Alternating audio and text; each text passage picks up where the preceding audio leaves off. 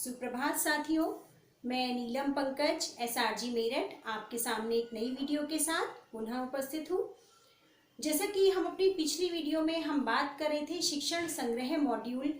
के संदर्भ में वर्णित भाग दो के टॉपिक नंबर 4 अर्थात शिक्षण योजना और शिक्षक डायरी। तो इसके बारे में हमने आपको पूरा स्पष्टीकरण दे दिया था कि किस प्रकार से किस किस कॉलम को आप इसमें अंकित करेंगे, किस प्रकार से कितने पेजेस ब्लैंक होंगे, कितने उसमें लिखा जाएगा। तो ये पूरा आधार बिंदु आपको दिया जा चुका है। तो अब इसी श्रृंखला में और आगे बढ़ते हैं अपने शिक्षण संग्रह के भाग 2 के टॉपिक संख्या 5 पर। टॉपिक हमारा ये जो 5 टॉपिक है ये कंसर्न है लर्निंग आउटकम से अर्थात शैक्षिक संप्राप्ति। तो शैक्षिक संप्राप्ति है क्या, इससे संबंधित वीडियो हम पहले भी आपको प्रेषित कर चुके हैं जब ध्यान आकर्षण मॉड्यूल की बात की गई थी। तो यहाँ एक बार पुनः छोटा सा रिकॉल कर लेते हैं हम कि लर्निंग आउटकम है क्या। लर्निंग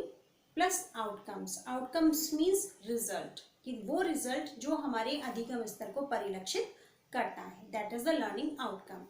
हम इसको सीखने का प्रतिफल, सीखने का परिणाम या शैक्षिक संप्राप्ति की संज्ञा भी देते हैं। तो अब ये बात आती है कि शिक्षण योजना का आधार लर्निंग आउटकम किस प्रकार है, ये हमारा आज का शीर्षक है।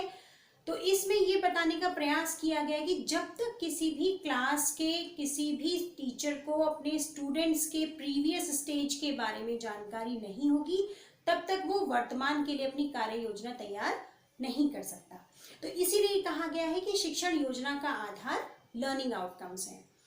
अब बात यह आती है कि लर्निंग आउटकम किस प्रकार से डिजाइन किए गए, कहाँ से ये परिपाटी आई, कौन से ऐसे टर्म थे जिस वजह से लर्निंग आउटकम की परिकल्पना को साकार रूप प्रदान किया गया।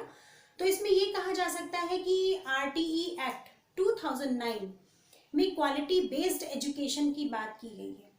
और उस क्वालिटी को लाने के लिए, बहुत बच्चों में दक्षताएं विकसित करने के लिए, उनमें नेतृत्व का कौशल, उनमें ज्ञान और दृष्टिकोण और समझ विकसित करने के उद्देश्य से लर्निंग आउटकम की संकल्पना को लाया गया। इसका जो उद्देश्य है, इसका उद्देश्य केवल टीचर को ही उस प्लेटफॉर्म देना नहीं है कि टीचर अपनी टीचिंग टेक्निक को डिसाइड कर पाए। इससे तात्पर्य यह भी है, इसका वृहद उद्देश्य कि जो पेरेंट्स हैं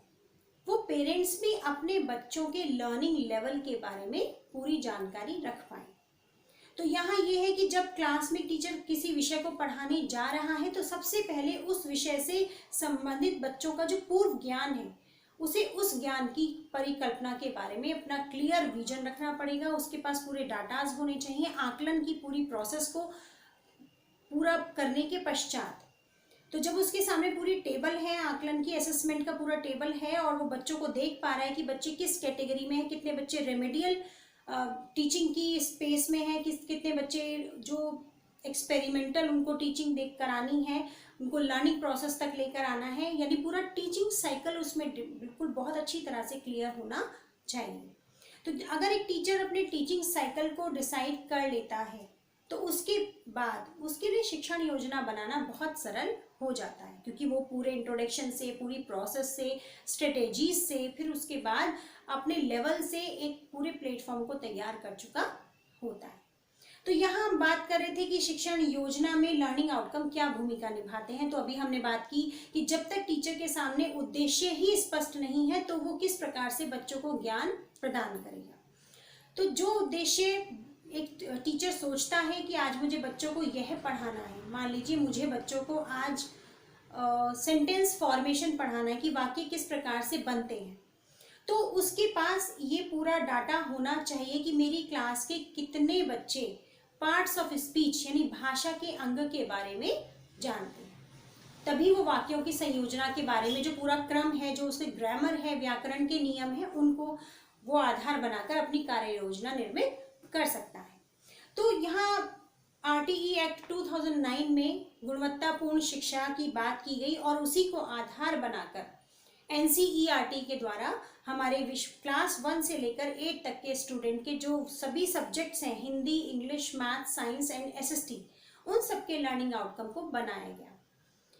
उसी के साथ साथ हमारे जो SCERT है उसके द्वारा भी इन पूरे ही लर्निंग आउटकम्स की विस्तार पूर्वक व्याख्या की गई, लक्ष्य भी निर्धारित किए गए और ये भी सोचा गया कि पेरेंट को ये पता होना चाहिए कि उसका बच्चा अगर विद्यालय जा रहा है तो प्रतिदिन वो कितना सीख कर आ रहा है और कितना उसे सीख लेना चाहिए था. It means our parent also be very able to know about the progress report of the children. He very easily can just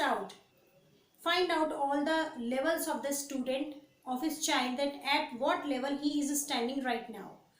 तो यहाँ ये सोचने वाली बात है कि जब पेरेंट को पता है कि मेरा बच्चा अगर मई का मंथ है, मई का महीना चल रहा है और मेरा बच्चा इस स्टैंडर्ड में है, तो इस स्टैंडर्ड के इस सब्जेक्ट में इस महीने तक उसको इतना आ जाना चाहिए था, लेकिन उसका वास्तविक आकलन जो स्तर है वो दूसरा है. तो एक पेरेंट बहुत अच्छे से जज कर लेता है कि मेरा बच्चा कहाँ स्टैंड कर रहा है, उसे कितना और आगे जाना है, तो क्या मैं उसकी सपोर्ट कर सकता हूँ या क्लासरूम में टीचर उसकी सपोर्ट कर सकती है या कोई और अन्य माध्यम ऐसा मिल सकता है जो बच्चे के उस पिछड़ने की गति को नियंत्रित कर सके और उसको आगे समान गति पर बढ़ने के लिए प्रेरित कर सके. तो इसके लिए लर्निंग आउटकम एक पूरी संकल्पना है कि हमने ये बात की कि लर्निंग आउटकम सीखने का परिणाम है. लर्निंग आउटकम पेरेंट्स के लिए भी बहुत उपयोगी है क्योंकि उसे अपने बच्चे की पूरे प्रोग्रेस रिपोर्ट मिल जाती है. तो हम ये कह सकते हैं शॉर्ट में कि लर्निंग आउटकम क्या है. लर्निंग आउटकम किसी भी स्टूडेंट के प्रोग्रेस रिपोर्ट की चेकलिस्ट है. मीन्स कि अगर किसी बच्चे का हमें विकास की अवधारणा को जानना है कि अपनी कक्षा के अनुरूप उसका स्तर क्या है, तो उन स्तर का हम जांच किस प्रकार करेंगे, तो लर्निंग आउटकम हमें वो बिंदु प्रदान करता है. जैसे कि कक्षा 1 का अगर बच्चा है तो विषय हिंदी की अगर हम लर्निंग आउटकम की बात करते हैं तो हमारा लक्ष्य क्या है कि हमारे कक्षा 1 के विद्यार्थी को शब्द पढ़ना आ जाना चाहिए, उसका अर्थ ग्रहण करना आ जाना चाहिए, कि वो वर्णों की पहचान कर सके, दो वर्णों को आपस में जोड़ सके, उनकी ध्वनियों को समझ सके. तो ये हमारा लक्ष्य है. तो एक टीचर अगर इस लक्ष्य को ध्वनि, वर्ण की पहचान, ध्वनि की पहचान या शब्द की संयोजना, अगर इन चीज़ों पे ध्यान दिए बगैर वो सीधा वाक्य पर चला जाएगा तो क्लास डिस्ट्रैक्ट हो जाएगी और वो अपने लक्ष्य को कभी प्राप्त नहीं कर पाएगा. तो this is the importance of learning outcome for designing the lesson plan as well as the teaching plan by the teacher. तो यहाँ ये कहा जा सकता है कि हम जब धीरे धीरे स्टेप बाय स्टेप हमने शिक्षण योजना के बारे में हमने कल बात की और हमने कहा शिक्षण योजना का जो बेस लाइन होती है वो लर्निंग आउटकम होता है. तो आज हम इसकी आवश्यकता के बारे में बात कर रहे हैं, इसके महत्व के बारे में बात कर रहे हैं और हमें ये ज्ञात हो गया कि पेरेंट के लिए भी कितना इम्पोर्टेंट है. तो अब बात आती है कि लर्निंग आउटकम से रिलेटेड जो हमारे चेक पॉइंट्स हैं वो कौन कौन से हो सकते हैं. तो लर्निंग आउटकम को जांचने के लिए हमारे पास फॉर्मेटिव और सुमेटिव दोनों ही प्रकार के आकलन के पैटर्न हैं. फॉर्मेटिव असेसमेंट ले लीजिए या आप सुमेटिव असेसमेंट ले लीजिए. सुमेटिव असेसमेंट में और फॉर्मेटिव असेसमेंट में क्या अंतर होता है इसके बारे में हम अपनी पूर्व की वीडियो में बात कर चुके हैं. तो स्पष्ट है कि ये संकल्पना आपको बिल्कुल स्पष्ट हो चुकी होगी. इसी के साथ हम कह सकते हैं कि जब हमने फॉर्मेटिव और सुमेटिव की चेकलिस्ट बना ली, हमने उस चेकलिस्ट के आधार पर बच्चों की जांच कर ली, तब हमने अपना लक्ष्य निर्धारित किया कि अब हम अपने बच्चों को इस गतिविधि के माध्यम से, इस शिक्षण प्रक्रिया के माध्यम से इस लक्ष्य की संप्राप्ति तक लेकर जाएंगे. तो जब हमने पूरी कोशिश कर ली, एक टीचर ने अपना पूरा टीचिंग प्लान बना लिया, टीचर्स डायरी बना ली, उसने अपने लक्ष्य भी निर्धारित कर लिए, उसने पेरेंट्स को भी अपने साथ शामिल कर लिया, उसने साथ में बच्चों को पीयर लीडर की तरीके से ग्रुप वर्क कराकर, यानी any type of activity he can handle on in the classroom. जब उसने ये सब कर लिया उसके बाद हमें क्या करना होगा, जांचना होगा कि बच्चा अब हमारा कहाँ स्टैंड कर रहा है, क्या हमने जो लक्ष्य निर्धारित किया था क्या हम उसे प्राप्त कर पाए, क्या बच्चा उस अधिगम स्तर तक पहुँच पाया. तो उसके लिए हमें एक लर्निंग टेबल बनानी होगी कि लर्निंग आउटकम की हमारे पास पूरी तालिका हो.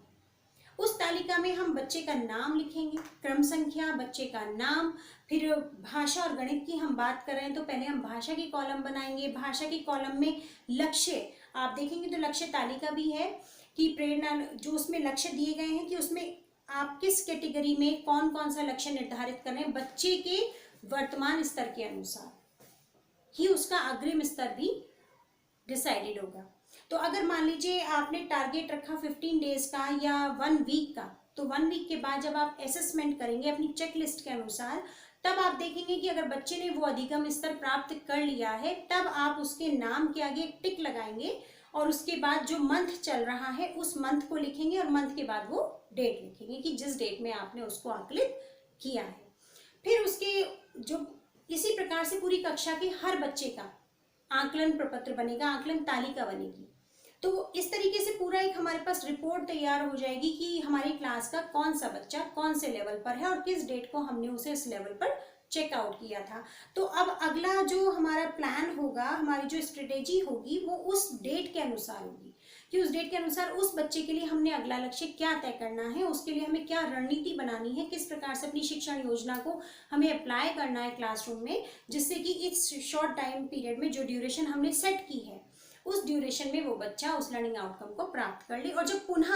एक टीचर चेक लिस्ट के माध्यम से उसकी परफॉर्मेंस को जज करेगा तो वो देखेगा कि पहले जो डेट जो मंथ दी गई थी उस मंथ से लेकर इस डेट तक कुल कितना सुधार हुआ। तो एक तुलनात्मक अध्ययन भी हमारे सामने आ जाएगा और हम बच्चे के इस तुलनात्मक अध्ययन का एक और हमारे लिए बेनिफिट है कि हम बच्चे की पेस ऑफ लर्निंग को चेक कर सकते हैं कि बच्चा कितनी तीव्र गति से सीख रहा है, कितना मंद गति से सीख रहा है और हमें और क्या क्या करने की आवश्यकता है। तो यहाँ हमने बात की लर्निंग आउटकम के बारे में, लर्निंग आउटकम की उपयोगिता के बारे में, पेरेंट्स के लिए इसका क्या रोल हो सकता है, और साथ ही साथ हमने आपको बताया कि आपको लर्निंग आउटकम बेस्ड एक पूरी टेबल तालिका बनानी होगी जिसमें क्लास के हर स्टूडेंट की परफॉर्मेंस का पूरा रिजल्ट होगा, उसका वर्तमान स्तर भी होगा और उसका जो आपने लक्ष्य निर्धारित किया है उसको संप्राप्ति कराने का उस लक्ष्य की दिनांक भी अंकित होगी और जिस दिनांक को आपने ये चेक आउट किया है उसके रिजल्ट के बारे में आपने असेसमेंट किया है उस डेट्स के बाद ही उस रिजल्ट के अनुसार ही उस कंपैरेटिवली उस पूरी शीट के अनुसार हर बच्चे के अनुसार आप अगला लर्निंग आउटकम निर्धारित करेंगे और ये प्रयास करेंगे कि आपकी शिक्षक योजना में अलग अलग अधिगम स्तर के जो बच्चे हैं उन सभी बच्चों के लिए उनके जो शैक्षिक लक्ष्य निर्धारित किए जा रहे हैं वो उनकी पेस ऑफ लर्निंग के साथ साथ उनके स्टैंडर्ड ऑफ लर्निंग को भी स्पष्ट करने वाले हैं। तो इसी के साथ आज इस वीडियो में इतना ही। अपनी अगली वीडियो में अपने लर्निंग आउटकम टेबल के अलावा और कौन कौन सी टेबल है इसके बारे में हम बात करेंगे। लेकिन यहाँ एक चीज़ बहुत ध्यान रखने वाली है कि जो हमारी लर्निंग आउटकम टेबल होगी उसमें नीचे हम दिनांक डालेंगे, उसके साथ अपना विषय डालेंगे, टीचर का नाम डालेंगे और वो प्रमाणित किया जाएगा हमारे हेडमास्टर्स के द्वारा। और हमारे हेडमास्टर्स हर सप्ताह 10 बच्चों का वो लर्निंग आउटकम चेक करेंगे उस तालिका के अनुसार कि क्या इनका लर्निंग आउटकम इस तालिका में दिए गए विवरण के अनुसार सही है अथवा नहीं। तो इस तरह से आप देख रहे हैं कि क्रॉस चेक भी हो रहा है, टीचर अपना सेल्फ असेसमेंट भी कर रहा है और हेडमास्टर के द्वारा भी उसका असेसमेंट किया जा रहा है। और समय समय पर जो हमारे एकेडमिक रिसोर्स पर्सन हैं, ARPs हैं, SRGs हैं और साथ ही हमारे जो एडमिनिस्ट्रेटिव लेवल के और भी अधिकारीगण हैं वो सभी इन्हीं प्रेरणा लक्ष्य